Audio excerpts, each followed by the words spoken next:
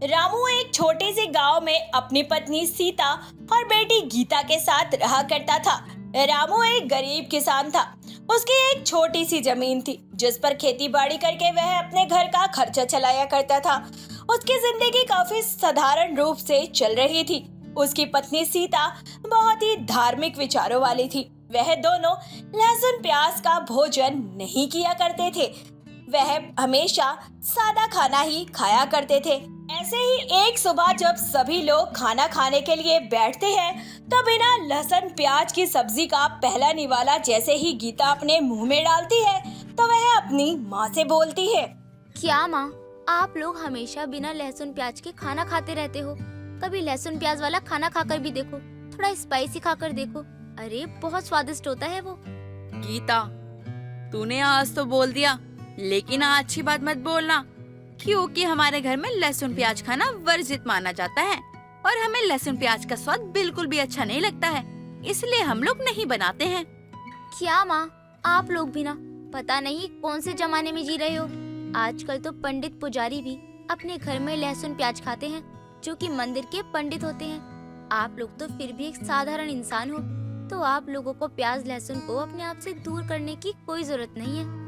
बेटी, हम कोई मजबूरी में यह सादा खाना नहीं खाते हैं, बल्कि हमें यह सादा खाना ही अच्छा लगता है, इसलिए खाते हैं। हमें लहसुन प्याज की बदबू बिल्कुल भी अच्छी नहीं लगती है, वह सीधा हमारे दिमाग पर चढ़ जाती है। रहने दीजिए पिताजी, ये सिर्फ और सिर्फ बहाने हैं। आप तो माँ से डरते हो, इसलिए मजबूरी में माँ की पसंद का खाना खाते हो, क्योंकि माँ को तो बिना लहसुन प्याज का खाना खाना ही पसंद है। बेटी, ऐसी कोई बात नहीं है, मुझे तुम्हारी माँ से डरने की कोई ज़रूरत नहीं है, लेकिन बस मुझे भी उनकी तरह लहसुन प्याज खाना पसंद नहीं है, इसलिए मैं नहीं खाता हूँ। वैसे तुम आज यह लहसुन प्याज पर इतनी चर्चा क्यों कर रही हो? तुमने कहीं खाया तो नहीं ना लहसुन प्याज? अरे नहीं नहीं पिताजी, मैंने लहसुन प्याज नहीं खाया है। आप ऐसे मुझ पर शक मत करो, क्योंकि बिना बात के मुझे माँ से डांट पड़ जाएगी। अपनी बेटी की बातें सुनकर रामू मुस्कुराने लगता है और उसे अपनी बेटी की बातों का बिल्कुल भी बुरा नहीं लगता, क्योंकि उसकी बेटी बहुत ही ज्यादा समझदार थी और वह अपने माता पिता से उनकी सादगी और ईमानदारी का महत्व भी सीखा करती थी। गांव के लोग हमेशा ही उसकी ईमानदारी और सादगी की बेहद प्रशंसा किया करते थे। दिन बीतते जाते हैं, तभी एक दिन गांव का मुखिया गांव वालों को एक महत्वपूर्ण घोषणा करते हुए बोलता है, हमारे गांव में एक बहुत ही बड़ा उत्सव होने जा रहा है और हमने इसमें एक प्रतियोगिता का आयोजन करवाया है। इसमें जो भी व्यक्ति लहसुन प्याज के बिना स्वादिष्ट व्यंजन बनाएगा उसको इनाम दिया जाएगा। मुखिया जी, आप सच कह रही हैं? हमारे गांव में सच में ऐसी कोई प्रतियोगिता होगी क्या, जिसमें बिना लहसुन प्याज का खाना बनाया जाएगा? हाँ सीता जी, हम बिल्कुल सच कह रहे हैं। हमारे गांव में ऐसी प्रतियोगिता बार बार नहीं होती है, इसलिए हमने सोचा क्यों ना इस पर कुछ अलग किया जाए, इसलिए हमने ये प्रतियोगिता गांव में रखवाई है। इसमें विधि विधान के साथ हर चीजों को डालकर जो भी स्वादिष्ट व्यंजन बनाएगा उसे इनाम दिया जाएगा। अब तो बस ये देखना रह गया है कि किसके अंदर कितना हुनर है, कौन अपने हुनर को दिखा सकता है, कौन अच्छा खाना बनाकर लोगों का दिल जीत सकता है। आपका ये सुझाव हमें बहुत पसंद आया है मुखिया जी। अब हम इस प्रतियोगिता में बढ़ चढ़ के हिस्सा लेंगे। बिल्कुल, हम भी यही चाहते हैं कि गांव के सभी लोग हिस्सा ले, और आपको पता है इसमें जो जीतेगा उसे उपहार भी मिलेगा और साथ साथ गांव में जो भंडारा होता है ना हर साल, उसकी सारी जिम्मेदारी उसको मिलेगी। मुखिया जी, ये तो आपने बहुत ही अच्छी खबर सुनाई है। हम आपको बता नहीं सकते हैं कि यह खबर सुनकर हम सभी गांव वाले कितने खुश हैं। गांव में होने वाली प्रतियोगिता के बारे में सुनकर सभी लोग बेहद उत्साहित हो जाते हैं और सीता की खुशी का तो ठिकाना ही नहीं था। उसने सोचा कि इसी बहाने उसे एक नया मौका मिल जाएगा। बिना लहसुन प्याज का खाना खाने और अपना हुनर दिखाने के लिए उसे जो भी विशेष उपहार मिलेगा उससे उसके घर की स्थिति भी बेहतर हो सकती थी। कुछ देर बाद सभी लोग अपने घर आ जाते हैं और सीता अपनी बेटी से बोलती है, बेटी, हमें इस प्रतियोगिता में जीतना ही होगा, जिसमें मुझे तेरी मदद चाहिए। माँ, आप चिंता मत करिए, मैं आपकी मदद कर दूंगी। और वैसे भी आपसे अच्छा बिना लहसुन प्याज का खाना इस पूरे गांव में कोई नहीं बना सकता, इसलिए आप निश्चिंत रहिए, जीत तो आपकी ही होगी। जब मेरी गुणवान बेटी मेरे साथ है तो मुझे कोई हरा नहीं सकता है। इस प्रतियोगिता को मैं जरूर जीतूंगी। अगले दिन से सीता, उसका पति और बेटी तीनों मिलकर प्रतियोगिता की तैयारी में लग जाते हैं। वह अपने खेतों से ताजी सब्जी चुनते हैं और विशेष रूप से सादगीपूर्ण लेकिन स्वादिष्ट सब्जियां बनाने का अभ्यास करते हैं। देखते ही देखते प्रतियोगिता का दिन आ जाता है। गांव के सभी लोग बेहद उत्साहित थे और विभिन्न प्रकार की सब्जियां बना रहे थे। रामू और सीता ने भी मिलकर बिना लहसुन प्याज की सब्जी तैयार कर दी। उन्होंने आलू, गोभी, मटर और अन्य चीजें सब कुछ बनाया था। साथ ही सीता ने विशेष मसालों का उपयोग करके खाने को बेहद स्वादिष्ट बनाया था। जिसके बाद सीता बोलती है, मैंने सब्जी तो बना ली है, लेकिन मुझे तो डर लग रहा है। पता नहीं कैसी बनी होगी। अपनी तरफ से तो मैंने बहुत मेहनत करी है। पता नहीं मैं जीतूंगी भी या नहीं। अरे मेरी प्यारी माँ, आप चिंता क्यों करती हो? सब्जी से बहुत अच्छी खुशबू आ रही है और आप चिंता मत करिए, सब्जी बहुत अच्छी बनी होगी। भगवान पर भरोसा रखिए, जीत तो आपकी ही होगी, क्योंकि मेहनत करने वालों की कभी हार नहीं होती। इस प्रतियोगिता में जीतने के लिए हमने बहुत मेहनत की है। जानती हूँ बेटी, तभी तो चिंता कर रही हूँ, क्योंकि प्रतियोगिता में मेरे साथ और भी लोग हैं जिन्होंने पूरी मेहनत करी है। अगर हम नहीं जीतेंगे तो हमारी पूरी मेहनत खराब हो जाएगी। तुम बहुत ज्यादा सोच रही हो, ऐसा कुछ भी नहीं होगा, सब कुछ अच्छा ही होगा। अब सिर्फ तुम निर्णय का इंतजार करो। थोड़ी देर बाद सभी प्रतियोगियों ने अपने अपने सब्जी को प्रस्तुत किया और न्यायाधीशों ने सबकी सब्जी का स्वाद चखा। लेकिन जब उन्होंने रामू और सीता के हाथों की बनी हुई सब्जी का स्वाद चखा तो वह बेहद ही प्रभावित हो उठे, क्योंकि वो बिना लहसुन प्याज की लेकिन सभी सब्जियों को मात देने वाली सब्जी थी। कुछ समय बाद न्यायाधीश अपना फैसला सुनाते हैं, जिसमें सीता और रामू विजेता घोषित होते हैं और इनाम के रूप में उन्हें एक बड़ी धनराशि दी जाती है, जिससे वह अपनी आर्थिक स्थिति को बेहतर बना सके। तभी एक दिन फिर से मुखिया एक घोषणा करता है और जहां वह सीता और रामू को अपने पास बुलाकर बोलता है, आज रामू और सीता ने ये साबित कर दिया है कि सादगी और ईमानदारी से जीवन में सफलता प्राप्त की जा सकती है। उन्होंने प्याज और लहसुन के बिना जो सब्जी बनाई वो बहुत ही अच्छी बनी थी। उनकी मेहनत और लगन ने आज दिखा दिया कि वो लोग किसी से कम नहीं है। मुखिया जी, हमने तो सिर्फ अपनी कला दिखाई है, लेकिन इसका पूरा श्रेय आपको जाता है। अगर आपने यह प्रतियोगिता गांव में नहीं रखी होती तो हमें इतनी बड़ी राशि नहीं मिलती और ना ही हमारे घर की आर्थिक स्थिति सुधरती। आपने गांव वालों के लिए इतना सोचा, वह ही बहुत बड़ी बात है। ये बात बिल्कुल सही है। अगर हमें ये मौका नहीं मिला होता तो हम कुछ नहीं कर पाते। हमें आगे बढ़ने का मौका आपने ही दिया है, तो इसका श्रेय भी आपको ही जाता है। जितनी तारीफ के हकदार हम हैं, उतनी ही तारीफ के हकदार आप भी हैं। आप लोग तो बिना बात के मेरी तारीफ कर रहे हैं। अरे मैं तो इस गांव का मुखिया हूँ और मेरा फर्ज था तो मैंने निभा दिया। वैसे कुछ भी कहो, गांव में होने वाले भंडारा का सारा काम रामू और सीता को ही देखना होगा। अब इसका मतलब मुखिया जी, गांव में होने वाले भंडारे में बाहर से कोई हलवाई नहीं आएगा?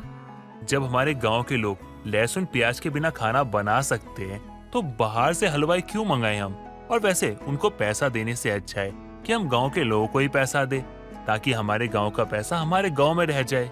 ये बात तो बिल्कुल ठीक है आपकी मुखिया जी, लेकिन जब आप गांव के मुखिया होने के नाते हम गांव वालों के बारे में इतना सोच सकते हैं, तो हम गांव के नागरिक होने के नाते कुछ न कुछ तो जरूर कर सकते हैं।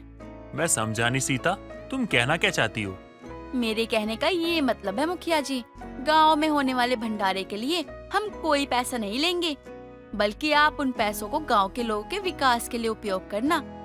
हम गांव के लिए खाना मुफ्त में बनाएंगे। सीता और रामू की बातें सुनकर मुखिया और गांव वाले सभी लोग बहुत खुश हो जाते हैं और उनकी बहुत तारीफ भी करते हैं। कुछ देर बाद सभी लोग अपने घर चले जाते हैं। प्रतियोगिता में मिली हुई राशि से रामू और सीता अपने खेतों का विस्तार करते हैं और अपनी बेटी को अच्छी शिक्षा प्रदान करते हैं। साथ ही अपनी सादगी और ईमानदारी से जीवन बिताने के कारण गांव वालों के लिए वह एक प्रेरणा बन जाते हैं। लवली हंसते हुए अपनी माँ से फोन पर बात करते हुए सफाई कर रही होती है। तभी उसकी सास कलावती उसकी आवाज सुनकर कमरे में आकर कहती है, हंस ले और जोर जोर से हंस ले, ताकि पड़ोसियों को भी पता चले कि कलावती की बहू कैसे राक्षसों की तरह हंसती है। माँ, मैं बाद में कॉल करती हूँ। इतना कहकर लवली कॉल कट करके सफाई करने लगती है और उसकी सास कलावती कहती है, अरे अरे बहू, सफाई तो बाद में भी हो जाएगी, तू पहले जी भरकर अपनी माँ से बतिया ले। सफाई का क्या है, इंसान गंदगी में भी रह लेगा, लेकिन बिना बात किए नहीं रह सकता। सासू माँ, सफाई तो पहले ही कर ली मैंने। वो तो यहाँ थोड़ी धूल जमी थी, मैं उसे ही साफ कर रही थी बस। मेरी नालायक बहू, अब अपनी लापरवाही छुपाने के लिए बहाने मत बना। अरे सफाई भी काम होता है और काम को जिम्मेदारी से किया जाता है। पहले काम कर ले, फिर जी भर के अपने मायके वालों से बात कर लियो। जी, मैं ध्यान रखूंगी। इतना कहकर लवली अपना काम करने लगती है और कलावती चली जाती है। लवली अपना काम चाहे जितना भी अच्छा कर ले, उसकी सास तब भी उसे लापरवाही समझा करती। एक दिन नाश्ते के समय कलावती उसके कमरे में गुस्से में आकर कहती है, बहू तू कितनी लापरवाह है। कल शाम को ही मैंने तुझे कहा था कि मुझे सुबह 4 बजे उठा दियो, ताकि मैं अपनी खाली पेट वाली दवाई खाकर मंदिर में शांति से पाठ कर सकूं। पर अभी 8 बज रहे हैं और मुझे खुद उठना पड़ रहा है। बताओ। सासू माँ, मैंने तो आपको उठाने के लिए 4 बजे का अलार्म लगाया था। आपके कानों में उसकी आवाज नहीं गई क्या? अलार्म लगाने की जगह तुम खुद माँ को जगा देती। माँ की सेहत का सवाल है, लापरवाही मत किया करो। अरे, मैं अपने कामों में कभी लापरवाही नहीं करती। बहुत बढ़िया, लापरवाही खुद करो और फिर चिल्लाओ दूसरों पर। सही है। इतना कहकर कलावती मुंह बनाते हुए वहाँ से चली जाती है। उसी शाम कलावती की पड़ोसन झुमकी घर आती है। तभी लवली उसके लिए नाश्ता लाकर उन्हें देती है और वहाँ से चली जाती है। कसम से कलावती, बहू के आने के बाद सुख ही सुख है। देख, अभी तुझे बिना मांगे ही चाय मिल गई, और तो और खाना पीना, घर का सारा काम समय पे हो जाता होगा, और मैं अपने घर में अकेली ही खटती रहती हूँ। अरे काहे का सुख, वो तो तू आई है इसलिए महारानी चाय ले आई, वरना अब तक 4 बार इसके नाम का जाप ना कर लो ना, तब तक तो इसके कान में जूं क्या लीक भी नहीं रेंगती। ऊपर से ऐसी लापरवाही से काम करती है, पूछो मत। आज सुबह ही इस बात पर मैं इसे समझा रही थी, लेकिन उसमें भी ये मुझसे बहस करने लगी।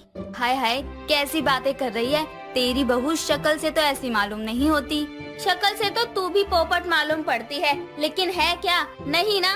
फिर अपनी सास की ये सारी बातें दूर खड़ी लवली सुन रही होती है, जो कहती है, हद हो गई।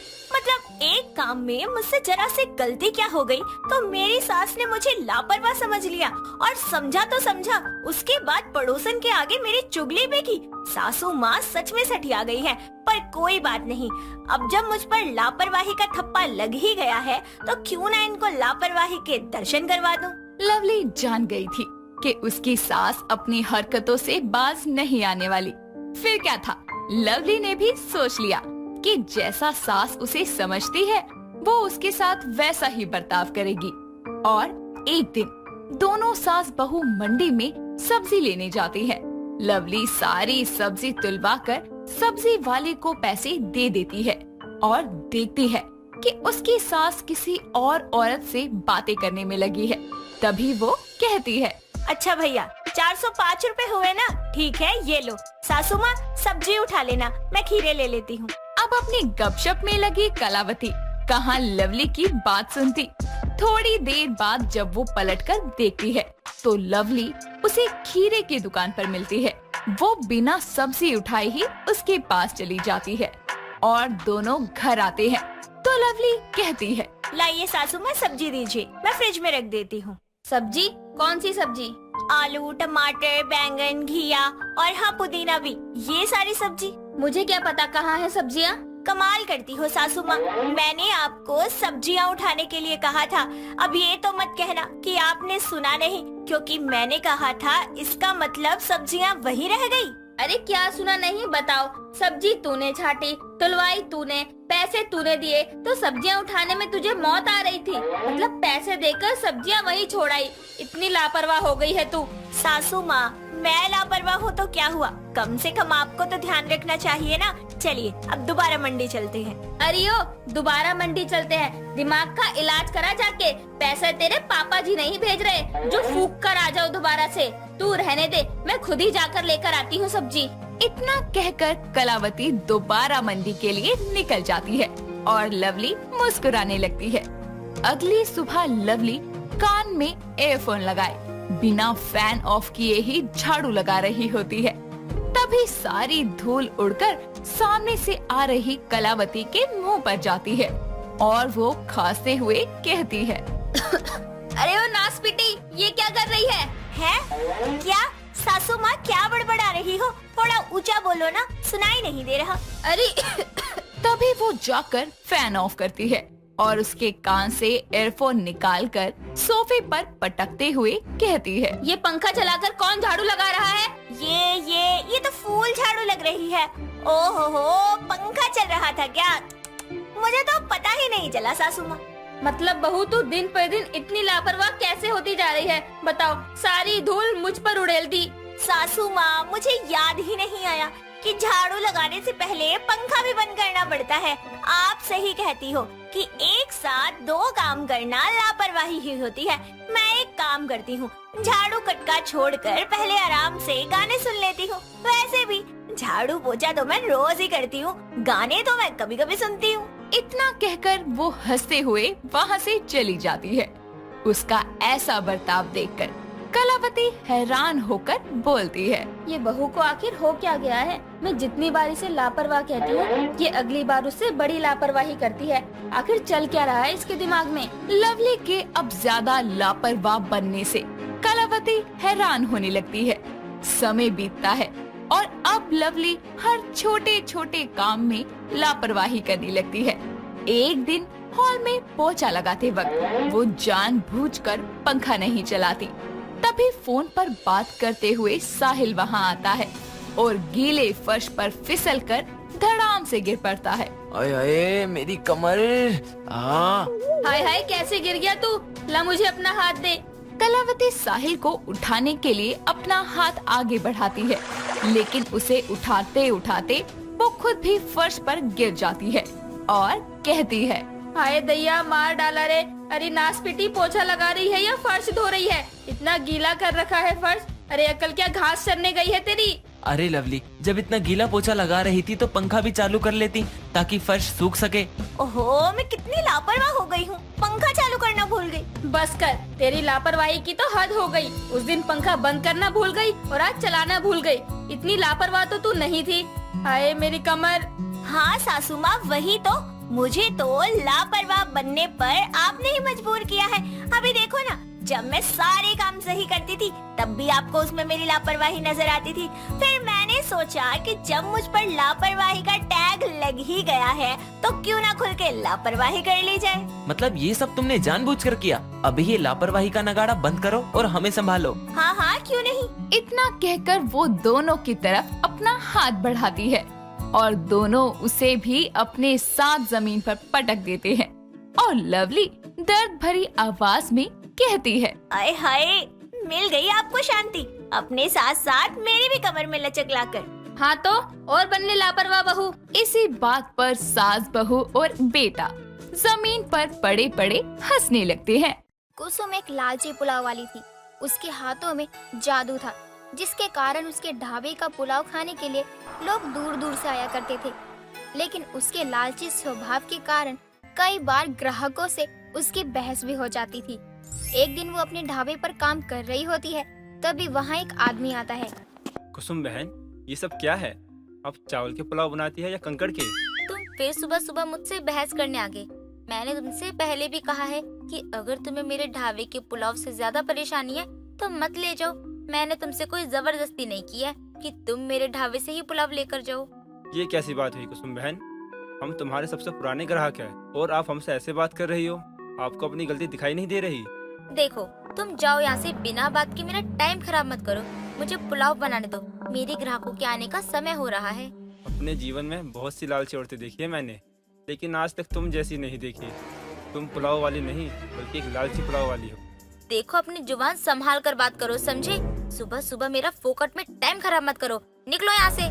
जा ही रहा हूँ, लेकिन देख लेना एक दिन तुम्हारा ये ढाबा बंद ही हो जाएगा। आखिर पुलाव के लिए कंकड़ वाले चावल जो इस्तेमाल करती हो तुम, आज तो मैं ही बोल रहा हूँ, कल को 4 लोग और बोलेंगे। किस किस को जवाब दोगी तुम?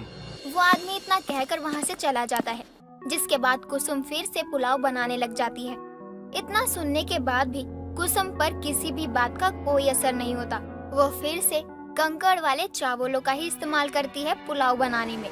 समय बीतता है, तभी एक दिन वो जैसे ही पुलाव बनाने के लिए चावल का डिब्बा खोलती है तो उसमें कम चावल देखकर वो परेशान हो जाती है। अरे आज तो चावल बहुत कम है पुलाव बनाने के लिए, अब क्या करूँ मैं? थोड़ी देर में ग्राहक भी आते होंगे। एक काम करती हूँ, आज के पुलाव डबल रेट पर बेचती हूँ। जिसको मेरे हाथों के पुलाव खाने की आदत होगी वो तो डबल रेट पर भी लेकर जाएगा। अपने हाथों के हुनर का कुछ तो फायदा उठाऊं। कुसुम इतना कहकर बचे हुए चावल का पुलाव बनाकर तैयार कर देती है।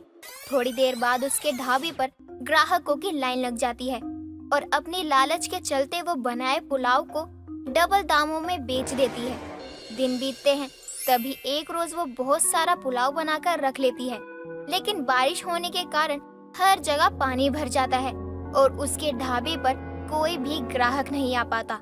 देखते देखते 4 दिन गुजर जाते हैं, लेकिन उसके ढाबे पर ग्राहकों का नामो निशान नहीं होता। तभी एक रोज उसकी पड़ोसन कमला उसके ढाबे पर आती है। कुसुम बहन, मेरे पोते के लिए थोड़ा पुलाव पैक कर दो।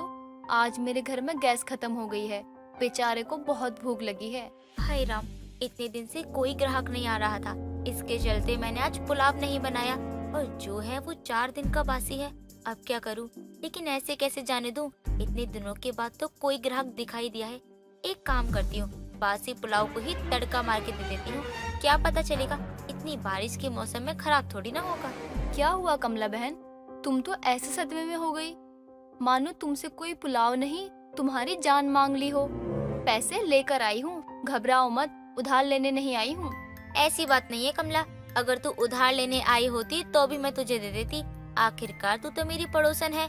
तू यहीं रुक, मैं अभी तेरे लिए पुलाव गरम करके आती हूँ। ठीक है, लेकिन थोड़ा जल्दी करो, मेरा पोता भूखा है, मुझे जल्दी घर जाना है। कमला इतना कहकर ढाबे के आगे पड़ी कुर्सी पर बैठ जाती है और कुसुम अंदर जाकर पुलाव में तड़का लगाने लगती है। कुछ देर बाद वो पुलाव को पैक करके लाती है और कमला को दे देती है। कमला पुलाव लेकर अपने घर आती है और अपने पोते को खिला देती है। थोड़ी देर बाद उसके पोते की बहुत तबीयत खराब हो जाती है और वो उसे लेकर डॉक्टर के पास जाती है, जहाँ चेकअप के बाद उसे पता चलता है कि बासी खाने की वजह से उसके पोते की तबीयत खराब हुई है, जिस पर उसे बहुत गुस्सा आता है और वो कुसुम के ढाबे पर जाती है। कुसुम, मेरे पोते के जीवन से मजाक करके तुमने अच्छा नहीं किया। जब तेरे पास अच्छा पुलाव नहीं था तो मना कर देती, मैं इंतजार कर लेती। लेकिन तुझे मेरे पोते को खराब पुलाव देने की क्या जरूरत थी? तू बहुत ही लालची पुलाव वाली औरत है, जिसे बस अपने पुलाव बेचने से और अपने लालच से मतलब है। देख, मुझ पर ना झूठा इल्जाम लगाकर मुझे बदनाम करने की कोशिश मत कर। मैंने ऐसा कुछ भी नहीं किया है। वो तो तेरा जमीर जानता होगा कि तूने ऐसा किया है या नहीं, लेकिन सच में तू बहुत ही लालची किस्म की औरत है। आज के बाद मैं तेरे ढाबे में कभी पुलाव लेने नहीं आऊंगी, लालची कहीं की। कमला इतना कहकर अपने घर लौट जाती है। वो गुस्से में घर के अंदर जा रही होती है, तभी कुसुम का बेटा हार्दिक कमला को आवाज देता है। नमस्ते आंटी जी, कैसी हैं आप? बड़ी जल्दी में है लगता है। माँ भी घर पर नहीं है, ताला लगा हुआ है। जल्दी कोई नहीं बेटा, बस मेरे पोते की थोड़ी तबीयत खराब है, इसीलिए परेशान हूँ। और रही बात तेरी माँ की, वो तो अपने ढाबे पर है। क्या हो गया आंटी आपके पोते को? अब क्या बताऊँ बेटा, बुरा मत मानियो, लेकिन तेरी माँ एक नंबर की लालची पुलाव वाली है। जितना ढाबा उसका चलता है ना, लोग उसके हाथ के बनाए हुए पुलाव को उतना पसंद करते हैं, ये उतना ही लालच दिखाती है। उसी ने बासी पुलाव खिला दिए मेरे पोते को, उसकी तबीयत खराब हो गई। आंटी जी ऐसा मत बोलिए, मेरी माँ ऐसा नहीं कर सकती है। वो तो कितनी मेहनत से अपना ढाबा चलाती है।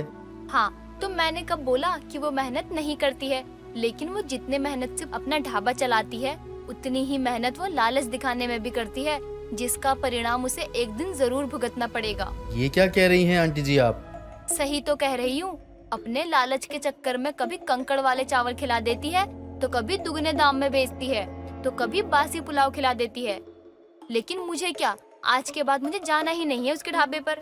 कमला इतना कहकर घर के अंदर चली जाती है, जिसके बाद हार्दिक भी अपनी माँ के ढाबे की ओर चल देता है, जहाँ पहुंचकर वो देखता है कि कुसुम वहाँ नहीं होती है। अरे माँ तो ढाबे पर है ही नहीं, अब क्या करूँ?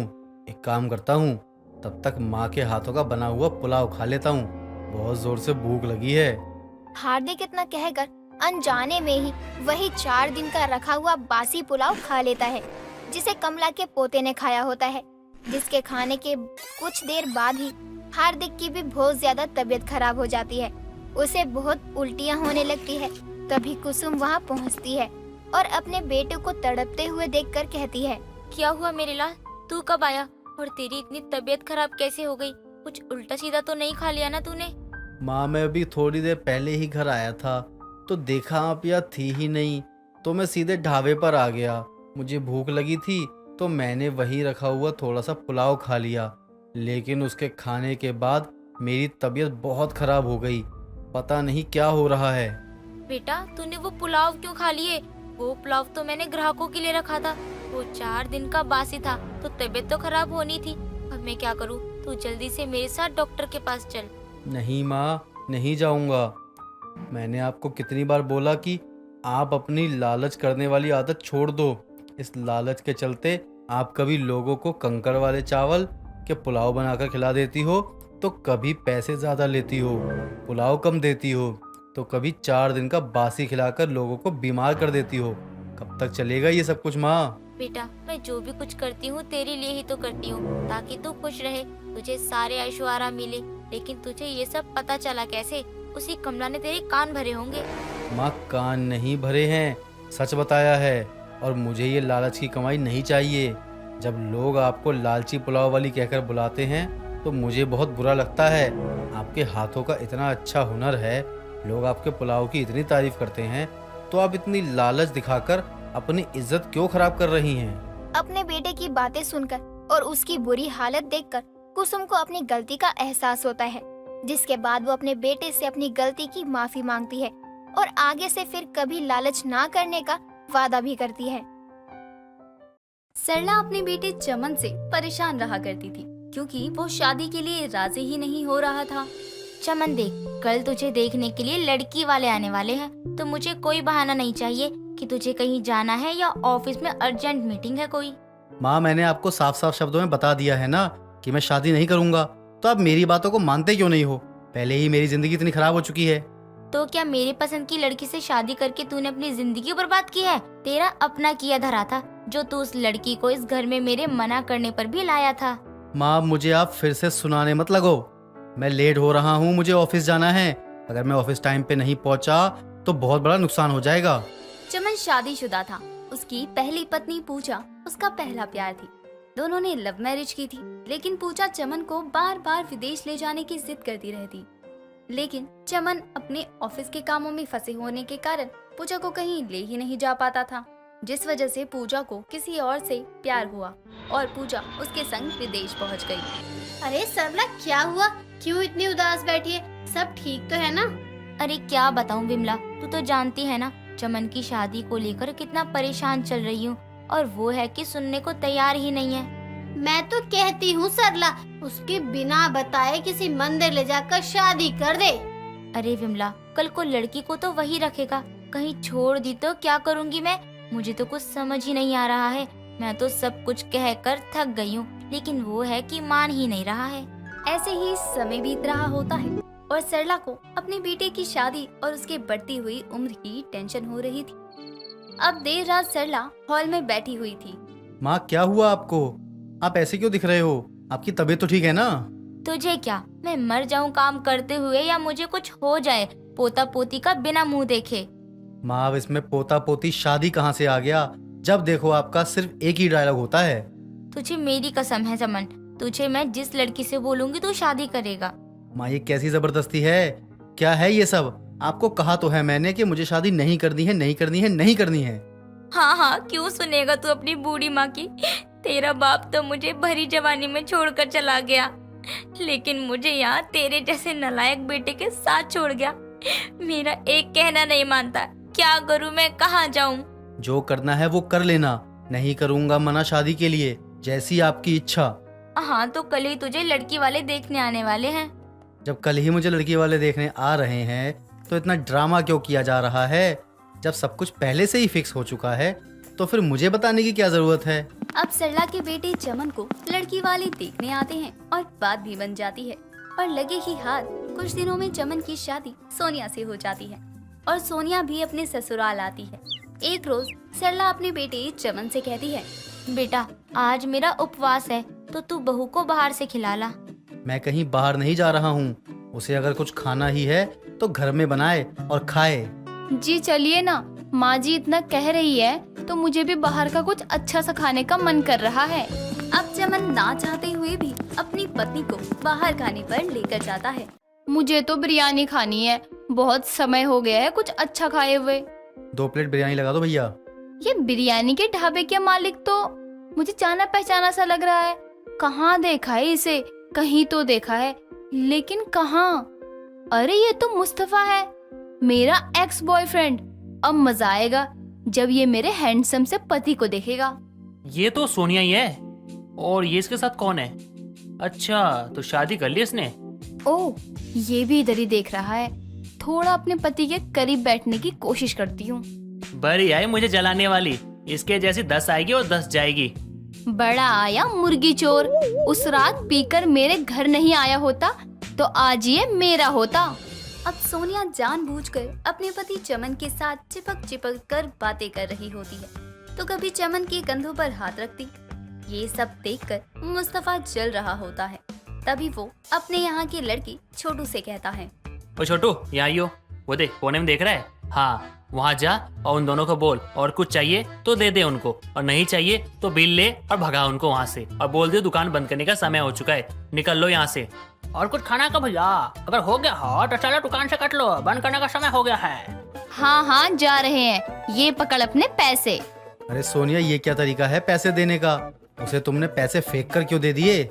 आपने देखा नहीं कैसे वो हमें देखकर कह रहा था, खा लिया हो तो जाओ, दुकान बंद करना है। अच्छा ठीक है, चलो अब घर चलो, माँ अकेली होगी घर पे, हमारा इंतजार कर रही होगी। अब चमन और सोनिया घर आ जाते हैं।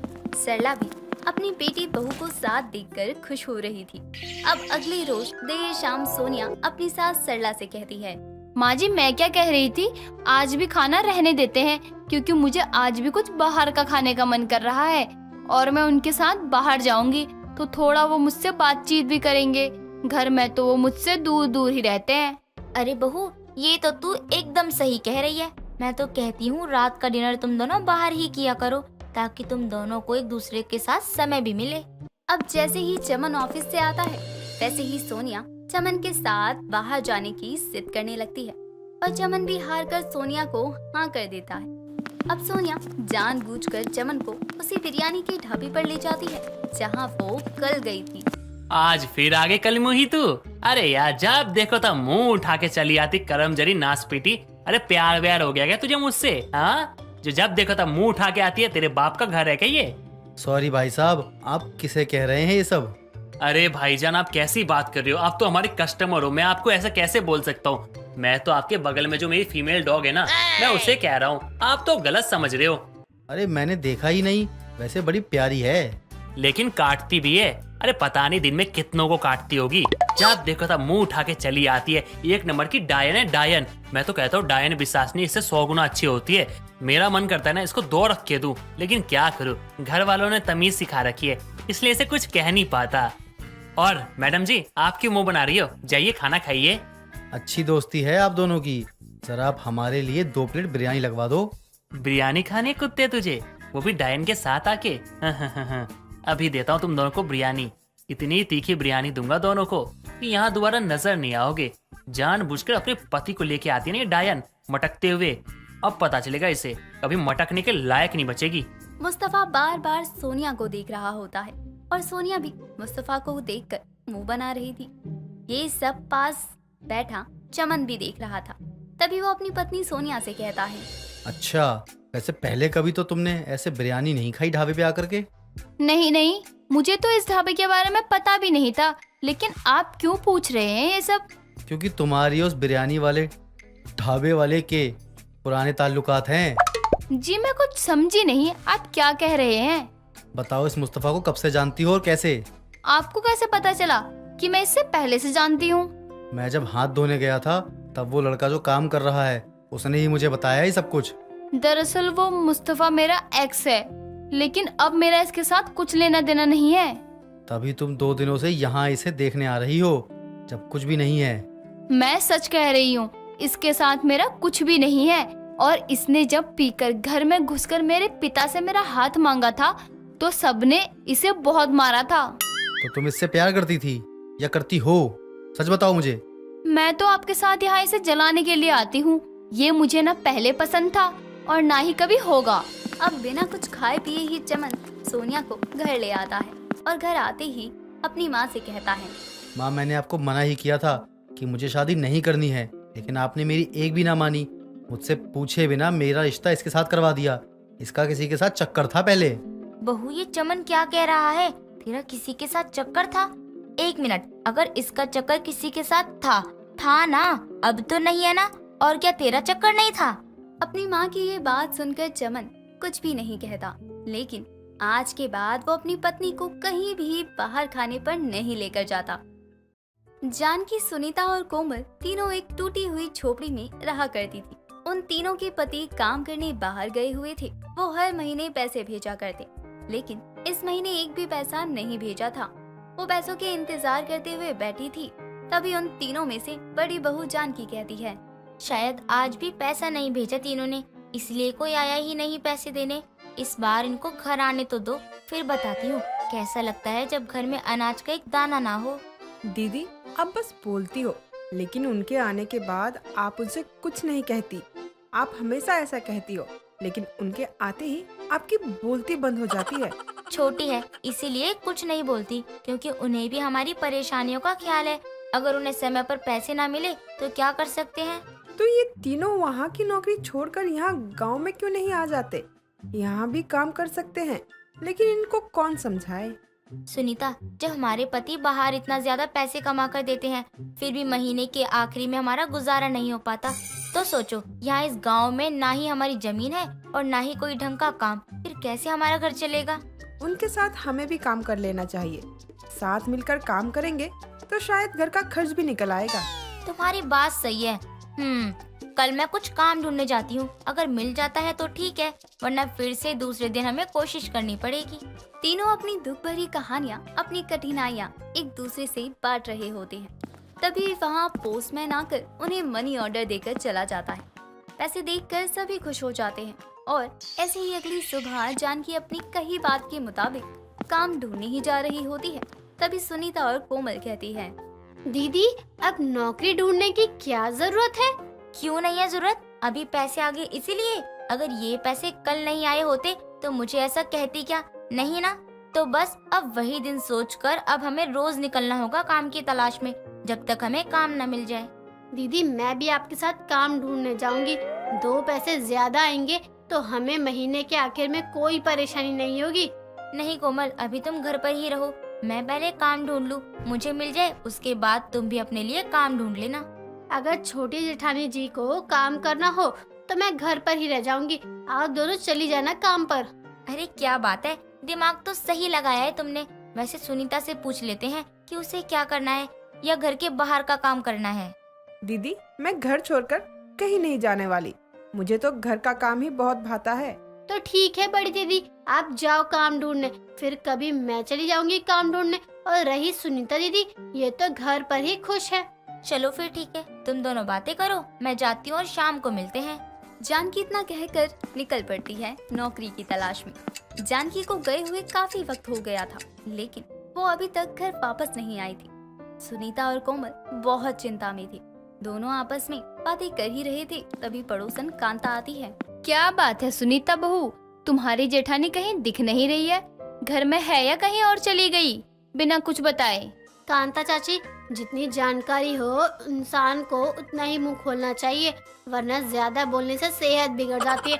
और रही बात हमारी जेठानी की, तो उनकी फिक्र मत कीजिए, वो वक्त पर आ जाएंगी। छोटी बहू, तेरी जुबान, हाय हाय सत्यानाश हो तेरा, बड़ू से बात करने की तमीज तक नहीं है। क्यों रे सुनीता बहू, कुछ संस्कार इसके अंदर भी डाल देती। संस्कार खाना नहीं देते, इसलिए उसे घर से बाहर निकाल दिया। अब कुछ नहीं हो सकता मेरा। और हाँ चाची, आपको तीखी बातें सुनना पसंद नहीं है तो यहाँ से गुजरना बंद कर दीजिए। बस कर छोटी, बहुत बोल रही है तू। अगर दीदी ने तुझे ऐसे बात करते हुए सुन लिया तो क्या सोचेंगी? और ऊपर से मुझे ही डांट पड़नी है, तो बस कर। चुप तो हो जाऊं, लेकिन नहीं हुआ जाता मुझसे। और देखो ना, अभी तक दीदी भी नहीं आई। देखो छोटी जेठानी बड़ी जेठानी आ गई। जानकी को घर आता देखकर कोमल और सुनीता बहुत खुश हो जाती हैं। लेकिन जानकी दुखी थी क्योंकि उसे कोई काम नहीं मिलता। ऐसे ही कई दिन गुजर गए। अब पैसे भी खत्म होने को हैं। तो वहीं जानकी को काम ढूंढते हुए 15 से 20 दिन हो चुके थे। ऐसे ही एक दिन कोमल बाजार की तरफ जाती है तो वहाँ उसे एक मानिक नाम का आदमी कोमल से कहता है, बहन जी, आप ऐसे सर पर हाथ लगाकर क्यों बैठी हो? कोई परेशानी है क्या आपको? बता दीजिए, शायद मैं आपकी कुछ मदद कर सकूं। भाई साहब, आप क्या मेरी मदद करेंगे? बहुत दिनों से परेशान हूँ। हम तीनों देवरानी जेठानी, हमें कहीं काम ही नहीं मिल रहा। घर का राशन भी खत्म हो गया। इस हालत में सर पर हाथ न रखूं तो क्या करूं? अच्छा, तो आपको काम की जरूरत है ना? देखिए बहन जी, मैं ज्यादा तो नहीं दे सकता, लेकिन कुछ तो मदद कर ही सकता हूँ ना आपकी, अगर आप चाहें तो। मुझे मदद नहीं, काम चाहिए। अगर आप मेरे लिए कोई काम हो तो वो मुझे दिलवा दीजिए। आपकी बहुत बहुत मेहरबानी होगी। अरे बहन जी, ऐसा मत कीजिए। आप मेरी बहन जैसी हो और बहनें पैर नहीं पकड़ती। ठीक है, मेरा एक छोटा सा दुकान है। अगर आप काम करना चाहती हैं तो मैं आपको अपनी दुकान पे काम दे दूंगा। धन्यवाद भाई साहब, आपका उपकार कभी नहीं भूलूंगी। लेकिन आपकी दुकान में क्या काम है? मतलब किस चीज की दुकान है? पिज्जा की दुकान है मेरी। अगर आपको कोई दिक्कत ना हो तो आप काम कर सकती हैं वहाँ पे। अरे भाई साहब, नेकी और पूछ पूछ। आप बता दो कब से आना है। आपकी दुकान में मेरा बस चले तो मैं कल से ही आ जाऊँ। मैंने कब रोका है? जब मन हो उसी दिन से काम शुरू कर देना आप। कोमल मानिक की बात सुनकर बहुत खुश हो जाती है और अपने घर वालों को उसके काम के बारे में बताती। ऐसे ही कई दिन गुजर जाते हैं और अब एक दिन जानकी और सुनीता कोमल जहाँ काम करती थी वहाँ जाते हैं और देखते हैं कि बहुत बड़े पिज्जा की शॉप पर कोमल काम करती है। तभी मानिक बाहर आकर उनसे कहता है, हाँ जी, क्या चाहिए आपको? मैं आपकी कोई मदद कर सकता हूँ क्या? जी, हमें कोमल से मिलना था। क्या हम कोमल से मिल सकते हैं? अगर आपको कोई दिक्कत ना हो तो, वरना हम बाहर ही उसका इंतजार कर लेंगे। जब वो फ्री हो जाए बाहर भेज देना आप उसे। क्या? क्यों हो गया उसको? जो आप लोग उन्हें बाहर भेजने के लिए कह रही हैं, बता सकती हैं आप मुझे? इस दुकान का मालिक हूँ मैं। साहब, आज कोमल बिना टिफिन के काम पर आई है, इसलिए उसे खाना देने आई हूँ। बस खाना देकर चले जाएंगे हम। अरे ऐसे कैसे चले जाएंगे? पहली बार कोमल की जेठानियाँ आई हैं। आइए बैठिए टेबल पर। मानिक जबरदस्ती जानकी और सुनीता को अंदर ले जाता है। बड़ी दुकान के अंदर जाते ही जानकी और सुनीता दोनों अपने पुराने फटी कपड़े देखकर शर्मिंदा होते हैं और एक दूसरे की तरफ देखते रहते हैं। तभी मानिक उन्हें टेबल पर बिठाता है और उनके लिए पिज्जा मंगवाता है। तभी वहाँ कोमल आती है। आप दोनों यहाँ? आपको पता नहीं, मैं बहुत खुश हूँ आप दोनों को यहाँ देखकर। बताइए क्या खाएंगी? साहब, ये जो भी खाए मेरी जेठानियों उसका बिल मेरे पगार से काट लेना। हाँ ठीक है कोमल, वैसे तुम्हारा लंच टाइम कितने बजे से शुरू होता है? बस सर, शुरू हो गया मेरा लंच टाइम। तो ऐसा करो, तुम तीनों जेठानी देवरानी आज एक साथ मिलकर खाना खाओ, ठीक है? आज मैं खाना नहीं लाई, इसलिए मैं खाना नहीं खाऊंगी। मैं अपनी जेठानियों से ही बात कर लूंगी बस। क्यों नहीं खाएगी? हम तुम्हारे लिए खाना लेकर आए हैं, खाना खा लो। इतना सोचने की कोई जरूरत नहीं है। अगर आज टिफिन घर पर नहीं छूटता तो हम दोनों को मालूम ही नहीं पड़ता कि ये पिज्जा की दुकान ऐसी होती है और पिज्जा ये खाने में कैसा लगता है। जानकी पिज्जा की बात कर रही होती है, तभी उनकी टेबल पर पिज्जा आ जाता है और तीनों चौंक जाते हैं। मानिक उन्हें कहता है कि पिज्जा उसकी तरफ से है, तीनों बहुओं के लिए जो दिन रात मेहनत करते हैं। तो ऐसे 3 गरीब बहुओं को पिज्जा खाने को मिलता है। दोस्तों, अगर आपको ये कहानी पसंद आई तो इसे लाइक करें, शेयर करें और कमेंट करके बताएं कि कहानी में आपको सबसे अच्छा क्या लगा।